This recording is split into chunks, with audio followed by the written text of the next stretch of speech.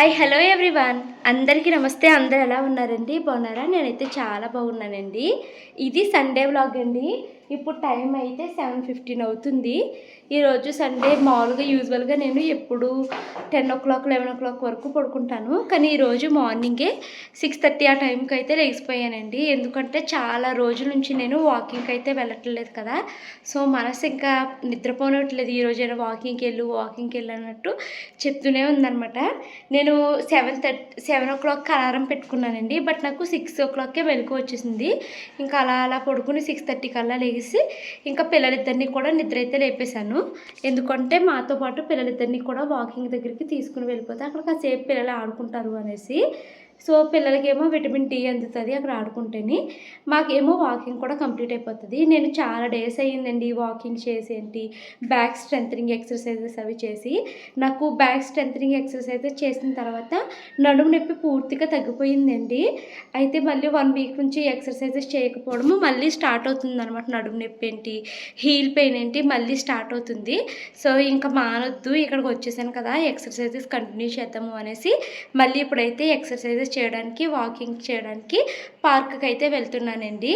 So ఇంకా అక్కడ exercises అవి చేసుకున్నాక నేను ఫస్ట్ వెళ్ళంగానే 2-3 రౌండ్స్ వాకింగ్ చేస్తాను. ఆ తర్వాత అక్కడ బేసిక్ ఎక్సర్సైజెస్ అన్నీ చేసాక నేను అక్కడే చున్నీ వేసేసుకుని బ్యాక్ స్ట్రెంథనింగ్ ఎక్సర్సైజెస్ అవి చేసుకుని ఇంటికైతే వస్తానన్నమాట. సో టైం అయితే 7:15 అయ్యిందండి కరెక్ట్గా.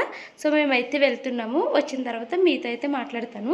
వ్లాగ్ అయితే కంటిన్యూ అవుతుంది, వీడియో అయితే స్కిప్ చేయకుండా. టైం అయితే 9:30 అయ్యిందండి. జస్ట్ ఇప్పుడే మేము ఇంటికైతే వచ్చాము. ఇంక ఇప్పుడు త్వరగా టిఫిన్ అయితే చేసుకుని తినాలి. తర్వాత వంట పని అయితే స్టార్ట్ చేస్తాను.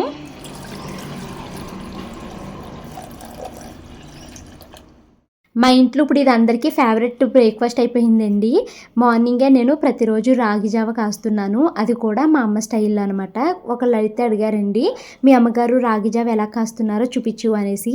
స్టవ్ మీద ఒక కళాయి నీళ్ళు పెట్టుకుని ఉప్పు అయితే వేసుకుని మరిగించుకోవాలండి. ఇప్పుడు ఇంకొక కళాయి తీసుకుని దాంట్లోకి ఒక 2-3 స్పూన్లు, అంటే మీకు ఎంత ఇష్టమైతే అంత ఓట్స్ అయితే వేసుకోండి. దీంట్లోకే నేను మళ్ళీ 1.5 స్పూను రాగి పిండి కూడా అయితే వేసుకుంటున్నాను అనమాట. మా హస్బెండ్కి అయితే నార్మల్గా రాగి జావ కాస్తే అంత ఎక్కట్లేదు, కానీ ఈ ఓట్స్ వేసి రాగి జావ కాస్తుంటే ఆయనకి చాలా బాగా నచ్చుతుందండి. అంతే నేను 1.5 స్పూన్ వరకు రాగి పిండి కూడా వేసుకున్నానండి. ఇప్పుడు ఈ ఓట్స్ రాగి పిండి ఉండలు లేకుండా కలిసేలాగా వాటర్లో మనము చక్కగా మిక్స్ అయితే చేసుకోవాలి. నేనైతే విస్కర్తో మిక్స్ చేస్తున్నానండి, ఎందుకంటే రాగి పిండి త్వరగా ఉండలైపోతుంది.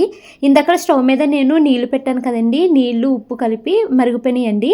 అంతే మనము వాటర్లో డిజాల్వ్ చేసుకున్న రాగి పిండి ఓట్స్ని మరుగుతున్న నీళ్ళు అయితే వేసుకుని మిక్స్ చేసుకోవాలి. కొద్దిసేపు ఇలా తిప్పితే రాగి జావ అయితే రెడీ అయిపోతుంది. దీంట్లోకి కొంచెం మజ్జిగ కలుపుకుని తాగితే చాలా అంటే చాలా బాగుంటుందండి. కడుపు కూడా ఫుల్గా ఉంటుంది.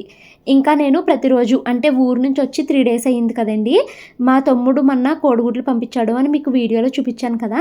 సో కోడిగుడ్లు అయితే బాయిల్ చేస్తున్నానండి. ఎందుకు అంటే ఇవి ఎక్కువ ఎండ ఉంటే పాడైపోతాయి అనేసి మేము గుడ్లు అయితే ఉడికేసుకుని తినేస్తున్నాము. మెయిన్గా ఈ గుడ్లు ఉన్నాయి కాబట్టి ఇంకా ఇడ్లీలు కానీ దోశలు కానీ టిఫిన్ అయితే చేయకుండా చక్కగా కోడిగుడ్లు ఉడకేసేసుకుని ఒక్కొక్క కోడిగుడ్డు తినేసి ఒక్కొక్క గ్లాసు రాగి జావ అయితే తాగుతున్నామండి. నాకు మన సబ్స్క్రైబర్స్ కామెంట్లో చెప్పారండి, రాగి జావ థైరాయిడ్ ఉన్న వాళ్ళు తాగకూడదు, కొంచెం చూసుకుని తాగండి అనేసి. నేను ఇప్పటికి థైరాయిడ్తో 20 ఇయర్స్ నుంచి ఉన్నానండి. 20 ఇయర్స్లో నేను చాలాసార్లు డాక్టర్ దగ్గరికి వెళ్తూ ఉంటాను కదా. డాక్టర్ నాకు ఎప్పుడు క్యాబేజీ, కాలీఫ్లవరు, రాడిష్ ఇవి మాత్రమే అవాయిడ్ చేయండి అని చెప్పారు తప్పించి పాలకూర కానీ లేకపోతే రాగి జావ కానీ తాగొద్దు అని ఎప్పుడు చెప్పలేదు. కానీ రిపీటెడ్గా నాకు ఇదే కామెంట్ వస్తుంది అనేసి నేను డాక్టర్ని అయితే అడిగాను అనమాట. డాక్టర్ అన్నారు, నువ్వు నేను చెప్పిన మాట వింటావా లేకపోతే ఎవరెవరో చెప్పిన మాటలు వింటావా, ఏం పర్వాలేదు రాగి జావ నువ్వు తాగొచ్చు, కొంచెంగా తాగు అనేసి చెప్పారనమాట. నాకేమో రాగి జావ అంటే చాలా ఇష్టమండి. ఎంత జావైనా కూడా నాకు తాగడం చాలా ఇష్టము రాగి జావ. సో ఇంకా నేను వారంలో 1-2 సార్లు మాత్రమే కాస్తాను కాబట్టి కొంచెం జావ అయితే తాగుతున్నాను. అంటే పెద్ద పెద్ద గ్లాసులు తాగను, కానీ ఒక టీ గ్లాస్తో తాగుతాను అనమాట అంతే. ఇంకా నేను చాట్‌జీపీటీని కూడా అడిగాను. నిన్న కూడా ఈ కామెంట్ వచ్చింది, రాగి జావ తాగనా వద్దా అని అడిగితే లైట్గా తీసుకోవచ్చు, వారంలో ఒక 3 రోజులు తీసుకోండి కానీ ఎక్కువగా తీసుకోవద్దు అనేసి చెప్పిందనమాట.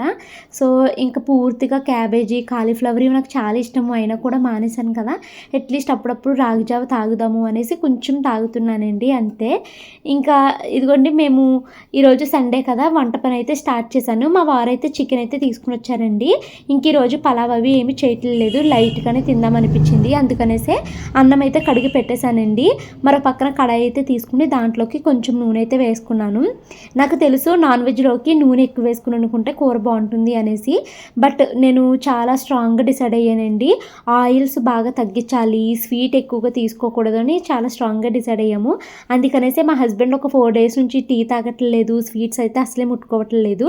ఎందుకు అంటే తను వెయిట్ అయితే కంట్రోల్ చేయాలి అనుకుంటున్నారు. షుగర్ మానేస్తే ఈజీగా వెయిట్ అయితే కంట్రోల్ అవుతాము అనేసి వీడియోస్లో చూసామండి. సో అందుకనేసి తనైతే ఇంకా స్వీట్స్ అవి తినట్లేదు, ఆయిల్ కూడా చాలా తక్కువ వాడు, ఎక్కువ వాడొద్దు అని చెప్పారనమాట. సో అందుకనేసే ఒక చిన్న గరిటెడ్ నూనె మాత్రమే వేసానండి రోజు కూరలోకి. సో తక్కువ నూనెతోనే ఈరోజైతే కూర అయితే వండుతున్నాను. ఉల్లిపాయ ముక్కలును దాన్ని ఏంటి చికెన్ ముక్కలు చక్కగా మగ్గిపోయినాయండి.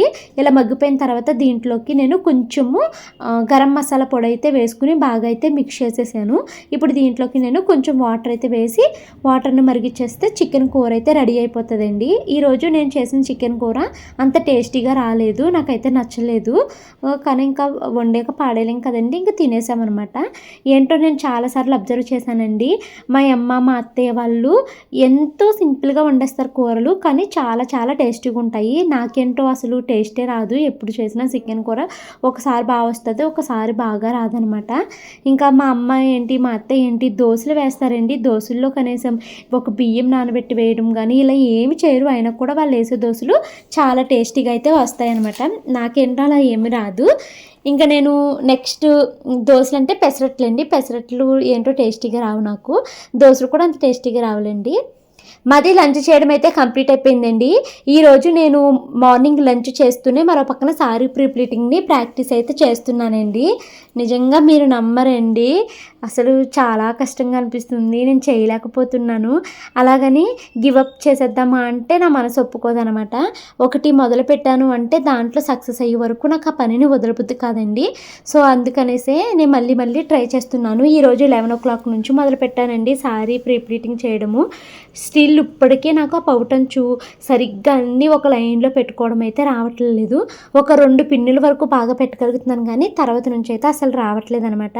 నాకు చేసి చేతులు లాగేసినాయి, మరో పక్క నుంచోలేక పాదాలు నిప్పులైతే వచ్చేసినాయండి. ఈరోజు నైట్ అయ్యేసరికి ఆ పాదాలు బరువెక్కిపోయి ఫీవరిష్గా అయిపోయిందనమాట. మా వారు పోనీలే వదిలే, ఇప్పుడు ఇంకేం నేర్చుకుంటావులే పోనీలే వదిలే అంటున్నారు, కానీ నా మనసు అయితే అసలు యాక్సెప్ట్ చేయట్లేదు. నేర్చుకుని ఇది పూర్తిగా నేర్చుకోవాలి, ఒకరి మీద డిపెండ్ అవ్వకూడదు అన్నదే నా కోరిక, కానీ నేను ఇదైతే సాధించలేకపోతున్నానేమో అని అనిపిస్తుందండి. ఎన్ని డేస్ ప్రాక్టీస్ చేయాలో ఏంటో. నా లైఫ్లో నాకు చాలాసార్లు అనిపిస్తుందండి, నేను ఏదైనా ఒకటి అచీవ్ చేయాలి అంటే దానికోసం నేను చాలా కష్టపడతానండి. అంత త్వరగా ఈజీగా నా బ్రెయిన్ ఏది నేర్చుకోదు, రిపీటెడ్గా ప్రాక్టీస్ చేయగానే నేర్చుకుంటుంది.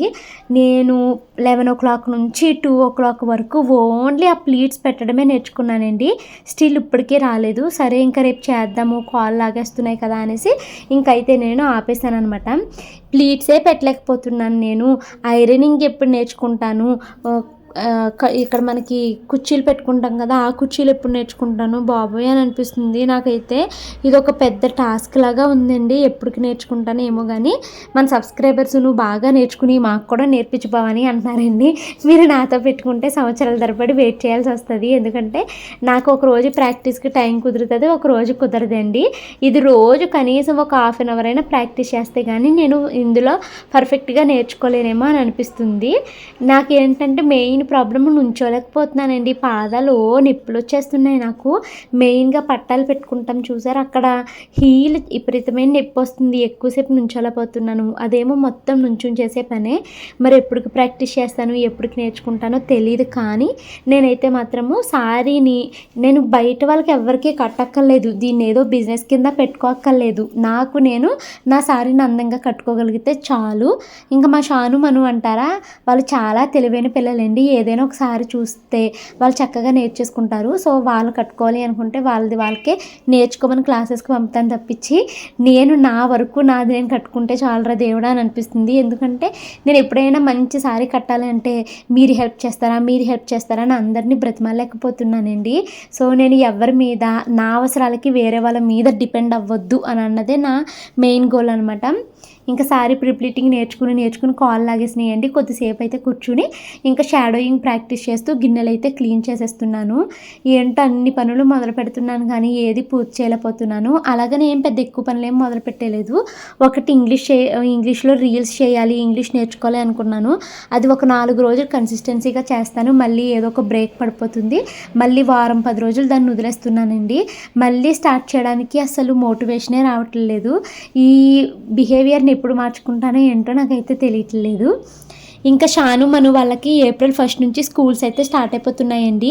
సో టీచర్ అయితే ఏమేమి బుక్స్ కొనాలి ఏంటి అన్నది పంపించారు లిస్టు. సో షానుకి మనుకి మా హస్బెండ్ బుక్స్ అయితే కొనుక్కుని వచ్చారండి. ఇంకా ఫస్ట్ నుంచి మళ్ళీ బుక్స్ అయితే తీసుకుని వెళ్ళాలి కాబట్టి వాటికి మా హస్బెండ్ అయితే కవర్ ర్యాప్స్ అయితే చేస్తున్నారన్నమాట. ఎవ్రీ టైం నేనే చేసేదాన్ని కదండి, కానీ మా హస్బెండ్ మీరు చేసేయండి నాకు కాల్ నొప్పులు వచ్చేస్తున్నాయి అంటే ఇంకా ఆయన అయితే చేశారు. ఇంకా సగం బుక్లు అయితే ఉండిపోయినాయండి. అవి రేపొద్దున్న నేనైతే కవరింగ్ చేసేస్తాను. ఇంకా ఈ ఇయర్ మా మనుకి టెక్స్ట్ బుక్స్ అయితే కొనలేదండి. షానువి ప్రీవియస్ ఇయర్స్వి టెక్స్ట్ బుక్స్ అయితే తీయకుండా అలాగే ఉంచాను, మనుకు ఉపయోగపడతాయి అనేసి. మా షాను స్కూల్లో నాకు మెయిన్గా నచ్చేది ఏంటి అంటే మనీని వృధా చేయొద్దు అనేసి పిల్లలకి నేర్పిస్తారండి. టీచర్స్ అయితే చెప్పారంట, మీ ఇంట్లో మీ అక్కలు కానీ లేకపోతే మీ అన్నలు కానీ ఉంటే వాళ్ళవి పాత టెక్స్ట్ బుక్స్ ఉంటాయి కదా అవి మీరు యూజ్ చేసుకోండి, కొత్తవి కొనొద్దు అని చెప్పారంటండి.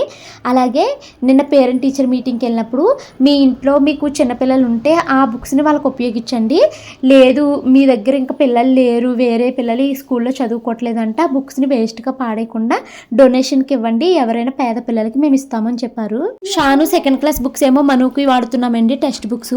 ఇంకా మను 1st క్లాస్ బుక్స్ ఎవరు లేరు కాబట్టి అవి అయితే డొనేషన్కి స్కూల్కి అయితే పంపించేస్తున్నాం అనమాట. ఇంకో పిల్లలు డాన్స్కి వెళ్తున్నారు. టైం అయితే 6 o'clock అయ్యిందండి. పిల్లలిద్దరిని నేను డాన్స్ క్లాస్కి పంపించేసిన తర్వాత నేను ఫ్రెష్ అయిపోయి కాసేపు ఇంగ్లీష్ అయితే ప్రాక్టీస్ చేసి డైరీ కూడా రాసేసుకున్నాను. ఇంకా బియ్యం కడిగైతే స్టవ్ మీద పెట్టానండి. ఇన్స్టాగ్రామ్లో ఈ వెబ్ సిరీస్ చాలా బాగుంది అనేసి చాలా రీల్స్ అయితే చూశాను. సో ఈరోజు ఈ వెబ్ సిరీస్ అయితే చూసేద్దాం అనుకుంటున్నాను. నిన్న 2 మూవీలు అయితే చూశానండి. వెంటనే 2 మూవీలు చూస్తాను. నిన్న ఖాళీగా ఉన్నాను, వ్లాగ్ షూటింగ్ పెట్టుకోలేదనమాట. సో ఈరోజైతే వెబ్ సిరీస్ చూస్తున్నాను. వెబ్ సిరీస్ని బ్రేక్స్ కింద చూశాను. ఎందుకంటే మధ్యలో పిల్లలు రావడము, నాకు పిల్లలు ఉన్నప్పుడు మూవీ అయితే చూడబుద్ది కాదు ప్రశాంతంగాని. సో ఇంకా ఆపి చూశాను. నైట్ 12 అయిపోయిందండి. అనవసరంగా అంత టైము ఒక వెబ్ సిరీస్కి పెట్టానా అనేసి రిగ్రెట్ అయితే చాలా ఫీల్ అయ్యాను. ఇంకా వెబ్ సిరీస్ ఎలా ఉంది అంటే నేను దీనికోసం మీకు ఎలాంటి రివ్యూ అయితే చెప్పలేనండి. ఎందుకంటే అందరికీ అది నచ్చాలి అని లేదు కదండి, కొందరికి నచ్చుతుంది కొందరికి నచ్చదు. నా వరకు అయితే నాకు అంత ఏమీ ఎక్కలేదు, చాలా టైం అనవసరంగా మూవీకి పెట్టేశాను ఏమో అని అనిపించింది అనమాట. సో మీకు కావాలి అనుకుంటే చూడండి, లేకపోతే లేదు. నేనైతే ఇది చూడొద్దు అని చెప్పాను. ఎందుకంటే నా రివ్యూ నేను చెప్పాను అనుకో ఇప్పుడు నాకు చాలామంది ఎగ్నెస్ట్ అయితే అయిపోతారనమాట. ఇంకా నేను నైట్ పడుకునే ముందు పెసలైతే నానబెడుతున్నానండి. రేపు మార్నింగ్ బ్రేక్ఫాస్ట్ కింద పెసలట్లు అయితే వేస్తాను. సో ఇదండి రోజు వీడియో. ఐ హోప్ ఈ వీడియో మీకు నచ్చింది అనుకుంటున్నాను. నచ్చితే లైక్ చేసి కామెంట్ చేయండి.